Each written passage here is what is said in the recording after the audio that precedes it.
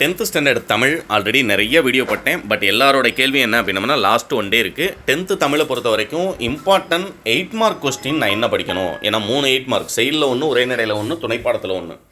நீங்கள் 3 வந்து அட்டன் பண்ணணும். 5 மார்க்கில் 1, 8 மார்க்கில் 2. அடுத்தது பொதுக்கட்டுரை வந்து 8 மார்க்கில் 1 நீங்கள் அட்டன் பண்ணணும். புரியுங்களா? மொத்தம் 4 நடுவுனா அந்த 4மே என்னென்ன படிச்சிருக்கணும் அப்படிங்கிறது இந்த வீடியோவில் சொல்லிடுறேன். 10th வீடியோக்கு லைக் பண்ணிங்கன்னா தான் அடுத்தடுத்து உங்களுக்கு 10th ரெகுலராக நம்முடைய சேனலில் வீடியோஸ் வரும் அப்படிங்கிறத மறந்துடாதீங்க. நீங்கள் பண்ணக்கூடிய லைக் எனக்கு ஒரு மோட்டிவேட்டாக இருக்கும்.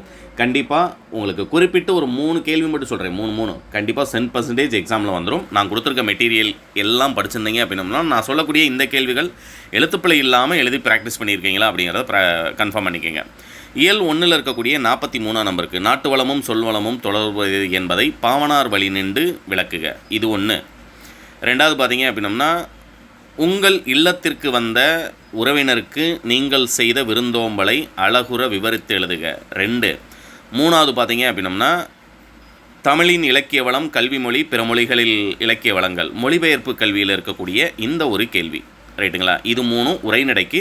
ஏன்னா இந்த போராட்ட கலைஞர் ஆல்ரெடி லாஸ்ட் இயர் கேட்டிருந்தாங்க அப்படிங்கிறனால இதை வந்து நான் ஒமிட் பண்ணியிருந்தேன்.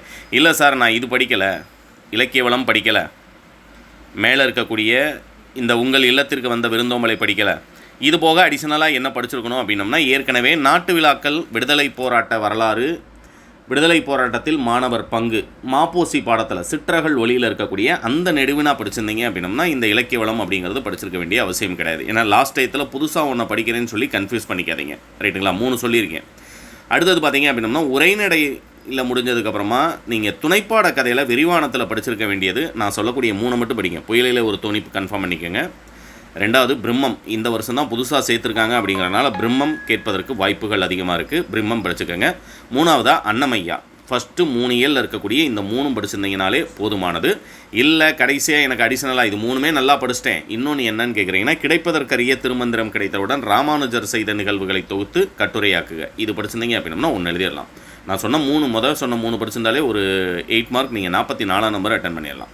45ஆம் நம்பரில் நீங்கள் அட்டன் பண்ணுறதுக்கு சான்றோர் வளர்த்த தமிழ், கலைத்தர் விழா சென்று வந்த நிகழ்வை தொகுத்து கட்டுரையாக்குக. இது 2 படிச்சிருந்தாலே ஒரு 8 மார்க் உங்களால் அட்டன் பண்ண முடியும். இருந்தாலும் அடிஷனலாக தான் உங்களுக்கு இந்த நூலுரை, நூலினுடைய மையப்பொருள், மொழிநடை, இது மதிப்புரை எழுதுதல் அப்படிங்கிறது கொடுத்துருக்கேன். அது 2யும் ஒரு தடவை எழுத்துப்பிழை இல்லாமல் 8 மார்க் முழுசாக வர்ற அளவுக்கு நல்லா ப்ராக்டிஸ் பண்ணிக்கோங்க.